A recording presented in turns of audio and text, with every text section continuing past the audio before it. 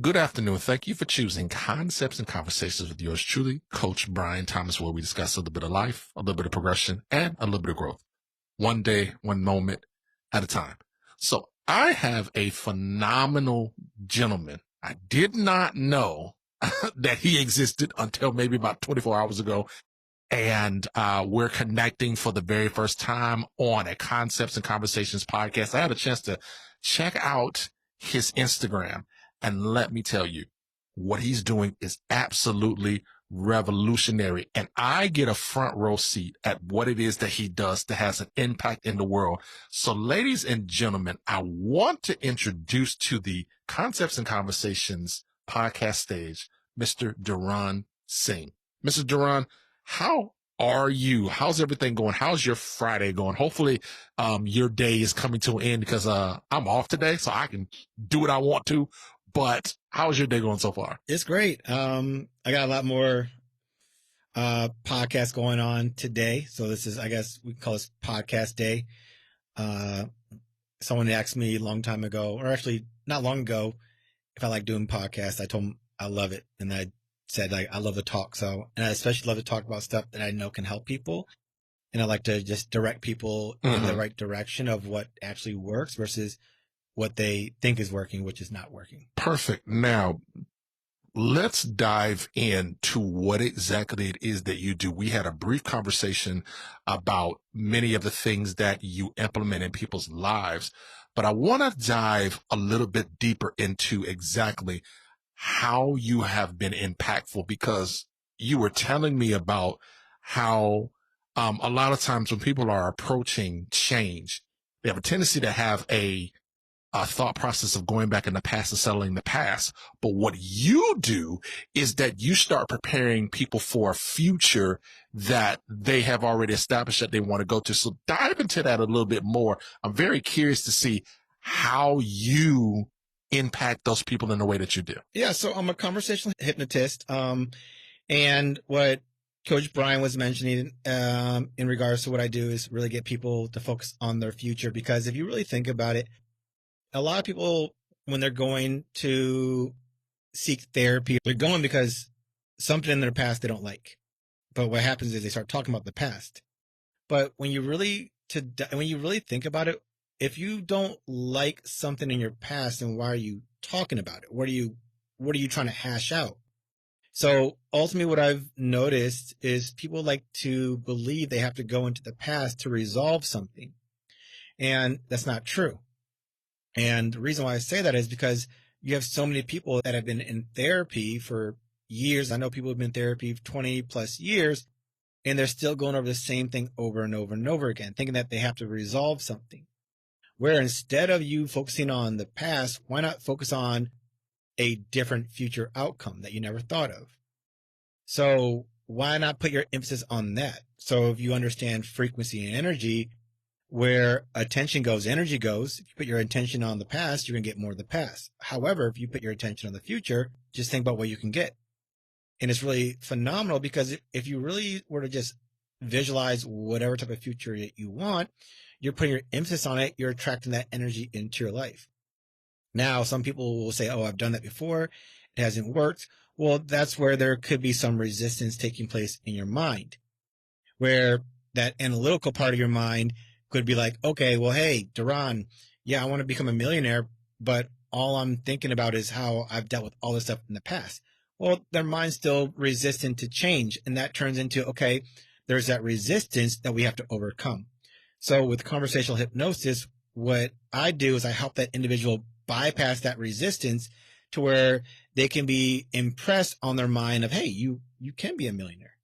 And now once that impression sinks into their mind, the way hypnosis works is now they have a new resource in their mind, which is, let's say, abundance versus scarcity. So now they're now tuned into abundance. So now they're becoming more insightful to resources that are moving them in that direction.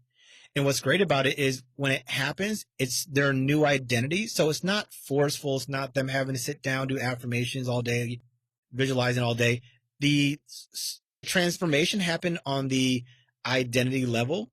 Just like you don't have to remind yourself what your name is every single day because that's your identity.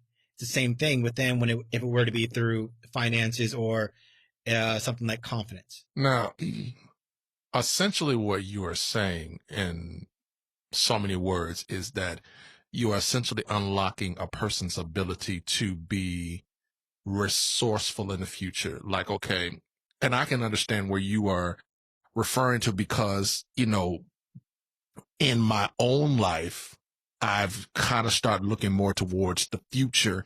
And my desire is that my future, 2026 and beyond, 2025 pretty much over.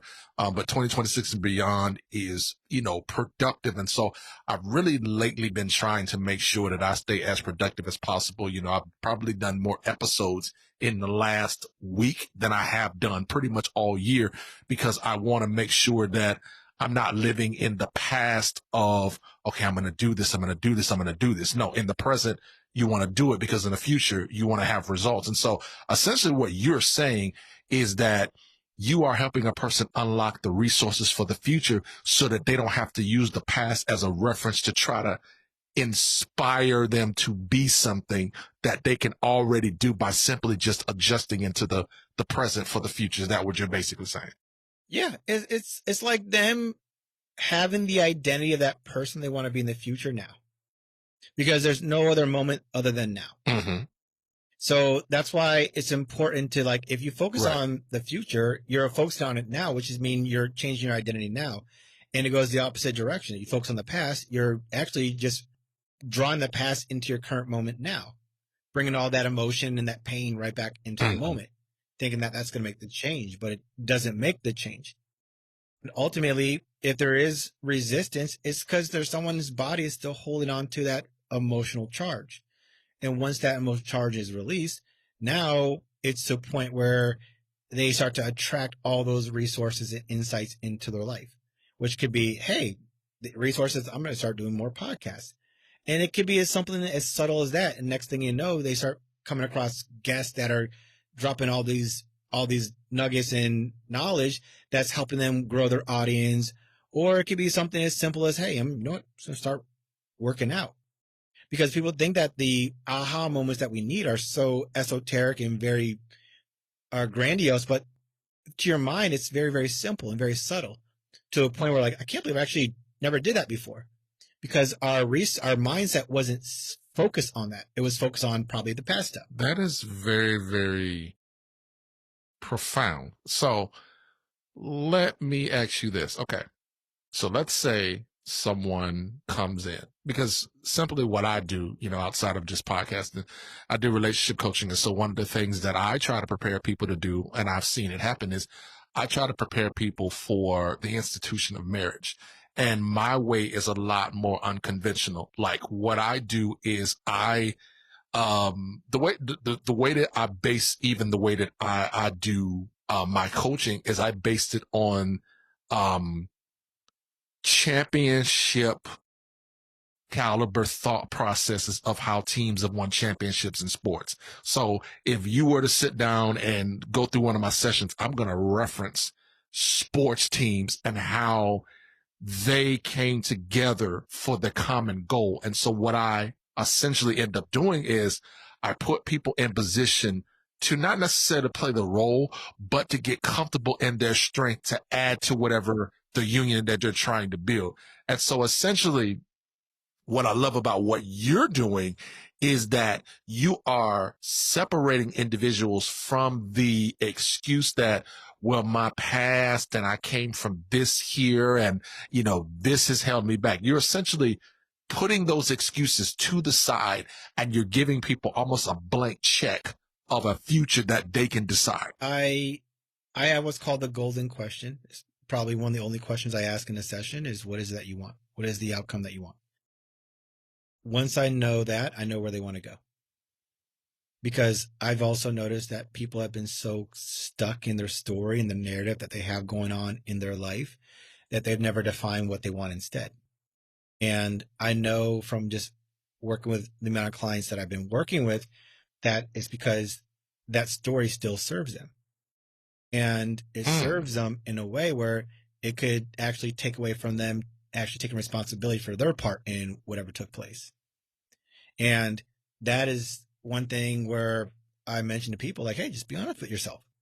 But it's very difficult for people to be honest. And it's something I struggled with a very, very long time, because by being honest, you're also taking responsibility for your actions and your part, which means those emotions that are happening are because of you. And it's easier for people to say, oh, this is happening because of this person. This is happening because of that person. And it goes back to the whole saying, like, what we don't see the world as it is, we see it based off of who we are. So essentially, what I hear you saying is that you are changing the narratives from the potential I'm a victim to I'm responsible. All I'm doing is giving them the resource that they're asking. So when I say, hey, what is the outcome that you want? I'm giving them that as their outcome.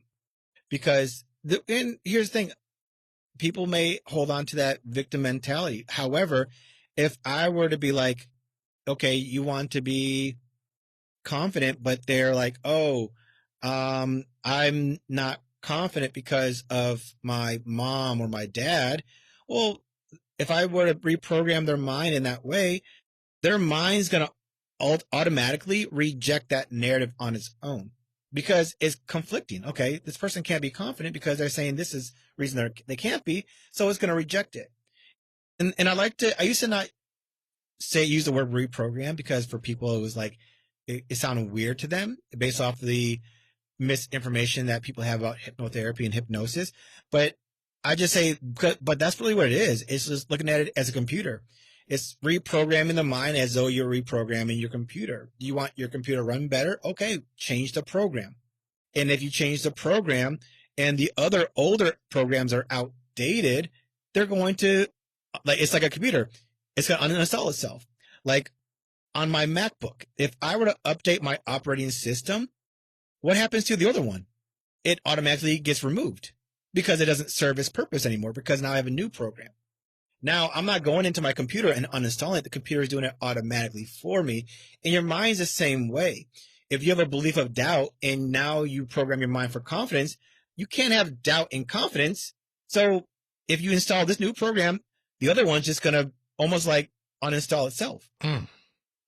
Wow, man, I've got a variety of questions that come into my mind. So let's say, for example, someone comes in and they say, I want to be a multimillionaire. How would you approach that individual and give them the space to change their life? Give me an example of what you would do with someone that's wanting to be a millionaire and they're looking at their resources. Let's just say they make $50,000 a year and they're like, okay, I want to be a millionaire, but I'm limited with this resources of only 50,000. How would you approach that individual? What's great about what I do, it doesn't matter what the individual wants to work on. The approach is exactly the same. It's to bypass them using the language and get them and also be very receptive to when I know that they're in a trance-like state, which is that very relaxed hypnotic state, because we all experience that state on a natural basis all throughout the day on a daily basis. And most of the time when people are in a hypnotic state, their eyes are open. Majority of the time, my clients' eyes are most likely open. Sometimes they close their eyes, which is when they're just going more internal with their trance, which is a good thing. But the difference of eyes open and closed is no different whatsoever. So if someone were be like, hey, I'm making $50,000 a year, I want to become a multimillionaire. Okay, great. I'm going to treat you just like every other session. Once I can get them into that trance-like state, I just use my language to impress their mind with that multi-million-dollar identity. And that's pretty much how it goes. It's just overcoming the resistance that they have, because in order for them to become something that they're not, it's overcoming the resistance that they currently have to it. Now, I'm not going into the resistance. That's maybe something that a therapist or like coaches sometimes will do that too. I don't have to do that. That's why I wish there were more people like me, especially I know a lot of people don't realize how powerful this is where you don't have to dissect the resistance. It's just knowing how to use your language to bypass it. And another great thing about this is you don't have to study up on someone. So if you work with someone with, I don't know, some type of metabolic disorder or dis-ease, you don't have to study up on it and learn about it. There's no learning in this whatsoever. The learning is analytical mind. That's the conscious mind. That's the mind that wants to learn more about a problem, but you don't need more information and knowledge. What you need is to actually overcome that analytical mindset to actually tell the mind, hey, you're a multimillionaire. You're this, you're this, you're this, and allow them to come back into that natural waking state to where they're like, I don't even know what happened, but I feel different. And then weeks go on, they start getting more insight and resources. They just feel compelled to do this versus that. And then as that happens, more dots start to connect. It's like Steve Jobs story or Steve Jobs quote. You can only connect the dots looking back. It's like you look back like, oh wow, I can start noticing all these things happened. So going back to the question, it's all the same no matter what the client comes to me about. Now everyone's going to come with a particular story at times, but that's because that's their guard. They want to tell your story, and it's very important for anyone in this type of work not to get caught in their story because the story is not important. Wow. Essentially what you are doing is, and what I love about it, and I'm intrigued, is that you are removing all barriers to the manifestation that they are desiring in their own life. Like you're allowing them to be 100% responsible with the information that they already have to be what it is that they desire to be. Yeah. So the mind's either going to remove something or it's going to add something. So the reason why I say that is if someone knows what they want, but they're not sure why they're not achieving it, then they probably need to remove something. Some people, they're just like, I don't even know what I want. And that's because they never even ask themselves that particular question. So it could be a removal. It could be an addition thing. Ultimately, one of the most profound things that I realized is we're not getting what we want in life. We get what we are. So even when it comes down to if I were to work with clients that were in a relationship, simply said, if I had, husband and wife and they come to me and they were bickering and fighting, I'd ask them both the same question. Like, what do you want? Do you want the relationship? They both say yes. Good. If one says no, well, there you go. We're done. Like there's no point, right? I'm still going to charge you no matter what. However, if you guys both want it, okay, let's get deeper into it. Then why go deeper into it? Because some people just need more clarity on what is it that they truly want. I need you to go back to that quote. Don't get what we want. We get what we are. Dive into that because I've heard a quote that was like maybe close resembled it. And the quote was, we don't get what we want. We get what we believe. So dive into that a little bit more. And the reason why I say that is because even in my own life, the last few years, I've been able to walk through some experiences in my own life. And I remember that many of those experiences that I had, they didn't just randomly happen. I remember there was an experience that I wrote down for the beginning of 2023. I said, hey, I want this to happen. And it happened in April and I'm still experiencing it now.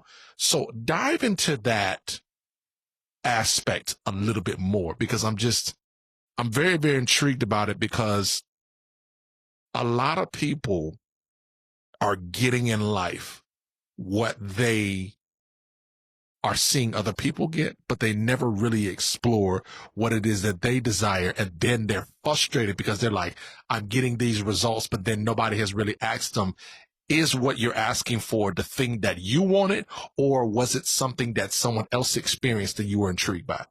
Yeah. So I truly believe wholeheartedly with 100% conviction, every single person that is walking the earth is getting what they are, not what they want. If someone says, "Oh, I'm getting what I want," yeah, because you're using a lot of effort and force, or what you want is congruent with what you are. Because that's the thing also. So like the quote that you mentioned is very similar to what I've said too. Like you said, we don't get what we want, we get what we believe. Now I would say it depends on how people dissect what they believe, because a lot of people say they believe this, but they say they believe something consciously, but you have to understand what is running the program in all of our lives. That's going to be the subconscious mind. The subconscious mind is the part where I said you get what you are. If your subconscious mind is identity is you're broke, you can believe all day long, or affirm all day long, I'm rich, which is what people want to believe, but their identity, which is what you are, is I'm broke. So you have to change that. Now, some people will be like, oh yeah, but I made all this money. I've had clients that have made multiple six figures, but guess what? They still have an identity that they're broke. And the reason they've made so much money is because they're using so much effort and energy. But what happens when they use that? Eventually runs out. They get burnt out. They get depressed. They get anxious. They can't really function properly because their identity still broke, even though they have a wad of cash in the bank. So it even goes back to, I'm not sure if you're familiar with Maxwell Maltz psychocybernetics. Quick backstory. He was a plastic surgeon and he would have clients come to him and it's like, hey, I want you to fix my nose. I just hate how my nose looks. And he would fix their nose and he'd be like, hey, you like it now? He looked in the mirror and be like, I look the same. He's like, he'd be confused. Like, what do they mean they look the same? His nose is different. And over time, he realized you can change something externally, but that doesn't make the change internally for them. So here he is changing people's face, but they still would be like, I still look ugly. I still have an ugly nose, even after he's actually physically changed it. That's no different than someone earning a lot of money, but they still have an identity that they're broke. So ultimately, going back to you don't get what you want, you get what you are. You have to change that who you are, which is a deeper unconscious, subconscious level, which is that identity level. So it's not you trying to convince or persuade yourself of something by going out there in the world and hustling and grinding. It's actually, I'm going to actually just change the identity on the root level to where instead of me having to go out there and hustle and grind, I'm just going to allow myself to attract the resources and insights into my life. And maybe I'm just sitting down and I get a phone call from a friend to go hang out and have a drink. And I go out. Next thing you know, I meet someone. It could be as energetic as that. And that's what's great about it. All right. So a light bulb went off because, okay, I was having a conversation with a couple of gentlemen, one of which I consider to be, he's a little brother to me. And we were talking about women. Now I'm engaged to be married, so I'm off the market. I appreciate it. So I'm not out here. But when I was out there, I got certain results because I did certain things. Now, let's take what you're giving and let's talk about this thing called attraction, because this is my belief. My belief is that the reason why a lot of individuals from an attraction standpoint, they're getting some of the same people that they feel like they're attracted to them, or, these type of people are attractive, is because they've been programmed that that's all that they're worth. And so those individuals end up getting these individuals that don't best fit them. But what I was explaining to my little brother was, I said, you've got to start standing out, because I said, your confidence has to stand tall in the midst of these ladies that you're coming across. And I told him, I said, hey, listen, a lot of these ladies, they are programmed to look for a certain type of guy. And if you're trying to be that certain type of guy, you're going to be heartbroken. I said, you need to be the exact opposite. I said, your identity needs to be so different from what they're used to that now they want to change the program. So I want you to dive into the whole attraction aspect, because I feel like from that standpoint, a lot of individuals go into many of these relationships trying to attract people based off of how they look, but internally they have the worst look about themselves. The law is the yeah, same I no know. matter what. You're still attracting what you are. Because what happens is you have men, let's say in your scenario, that are trying to be confident, and deep down they're not. And then you have women who are trying to showcase themselves to particular men. And what you have is two people wearing masks. They're not being themselves. They're not being authentic. So they have that honeymoon stage where they're dating, they're going out, but they're wearing masks. But what happens over time when the honeymoon stage is over, those masks that they wear, it gets smelly, it gets dirty, they got to take it off. And now the real version of themselves is now being seen. Now, the problem with that is that person was not attracted to who they see without the mask. But if people were to just show up as themselves, it would be so much better. This goes for men and women. Because once again, it's attraction. A man is going into a relationship with a mask on, the women most likely is too. But when they take it off, they're going to realize that they don't like what they see. But ultimately, it's really them focusing on themselves. Because it's all based off of what they are attracting into their life. I always encourage people to, hey, do that work on yourself. And you'll notice that when it comes to relationships or dating, you're going to realize how natural and organic it's going to be. And more importantly, and a better way to look at it is if you don't like what you got going on in your life, probably shouldn't be going out here and dating. You should probably handle your own business. Because if you don't, a relationship's going to be another issue for you to deal with. So it's all about working on yourself. You are, man, I'm telling you, like, you are diving into many of the concepts that I have used to like help individuals. Like the same individual, this is what I told him, and it ended up happening. So he had got engaged a while back and it didn't end up working out. And so one day he was telling me, he's like, man, I'm sad. Because he was like, man, I lost the woman that I felt like I was going to spend the rest of my life with. But he told me what happened. He said that, well, when I came into it, I wasn't necessarily as transparent financially with what it was that I had going on. And when she found out, basically she was like, I don't want to deal with that because the person that you showed me was not the person that you were. So I told him, I said, okay. I told him something simple. I said, start looking to go get a regular job. Start getting money, even if it's $15 an hour. Start looking on improving yourself.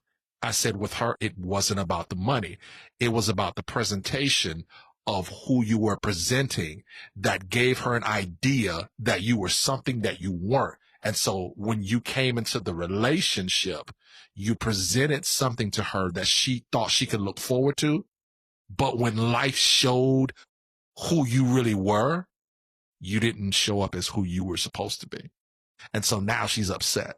And I said, what you got to do is you got to now start being who you were supposed to be. And the moment that he started maneuvering in that direction of being who he was supposed to be, she started inching back towards him. And I was like, that's so fascinating how when we really become authentically who we're supposed to be, the persons that were attracted to us before that didn't like what they saw from us, they actually end up coming back. It's to me, it's fascinating because I've seen it. Like I've seen young ladies that before I didn't necessarily get an opportunity with, but 5, 10, 15 years down the line, when I'm in my element, they start coming in my direction. It's just fascinating. So I love what you said. I really did. Now, let me ask you this. Would you be interested in coming on back and we dive in some more into this relationship stuff? Yeah, no. Yeah. I definitely have spoken a lot about relationships on podcast. I see very little about anyone taking accountability for themselves. And that's what's unfortunate because men aren't the problem. Women aren't the problem. We ourselves are the problem. And if we're the problem, we are Hmm. also the solution. This is where information becomes problematic because everyone's an expert nowadays. I mean, everyone's going to chat GPT and it's like you pump out 300 pages and next thing you know, you're overnight expert. But no one's taking responsibility for their part and what they did, what they didn't do. Because like with your younger brother, like you're saying, like, yeah, he lied about his financial situation. But at the same time, for her, why is that such an important thing for her? Like, could she accept him if he had money or not? Because if not, wouldn't that be conditional? Now, who knows? Maybe conditional love is okay. But I really would hope that people would want unconditional love is no matter what you do and where you are, I always love you. That's something I would want for people, right? Not based off of what kind of car Mhm. they have, this, that, and the other. But once again, it goes back to society and how we perceive what love really is. Man, there's so much that I think we'll get a chance to dive into once we get to another episode. I think there's a lot. Okay, last question for you before we get out of here. If you could have a conversation with the younger Deron, what would you say to him? Let go. Let go is the two most powerful words that you can say to anyone. You can line up 100 people and say let go, and all 100 people are going to have a different way of looking at what that means to them. Let go for me is letting go of the emotions that have been held on to, because my narrative was, oh, no one taught me how to emote. No one taught me it was okay to be sad or angry. So younger Deron learned to just hold it in. And with what I know now and the process that I've been through, it's like, wow, like it's not bad to be angry. It's not bad to be sad or to have grief. Those are natural emotions, just like happy and sadness. And one of the most profound things I've ever came across for me is realizing that I've always wanted to be happy. I would tell myself, I want to be happy. I want to be happy. I thought happiness was in the future, but I didn't realize that happiness was now. And not only that, but I was always happy, but I never got to feel happy. And then I had an aha moment where it was whenever I felt grief or sadness, I avoided, I moved away from it. And that aha moment for me was, what if going through grief was the way to happiness? And that's what I experienced for myself to actually feel the happiness. Whenever I got to that grief, I walked the other direction, but it was actually feel the grief. And when it's gone, guess what you feel on the other end? It's the happiness. So for me, it was grief is the way to happiness. So that pursuit of happiness disappeared from me because it wasn't a pursuit. It was, this is who I am, but I had to let go. And that was the key. Deron, we're going to do a part two. You got a wealth of knowledge. You I'm blew for me it, man. away today. Where can the listeners find you so that they can get part of the experience that I got today? I'm on Instagram, Deron_Singh. I have a YouTube channel at Deron_Singh as well. And my website is DeronSingh.com. I post a lot of information on there. My goal is to demystify people's outlook on things because I want people to look at things differently. Not everything cookie cutter. And as Brian mentioned too, I want people to take responsibility for their life. Stop the blaming, stop the finger pointing.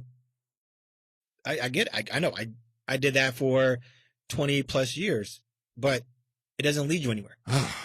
Well, ladies and gentlemen that are listening, Coach Brian is almost speechless, and that's very, very difficult to do because I am, I'm usually the one that's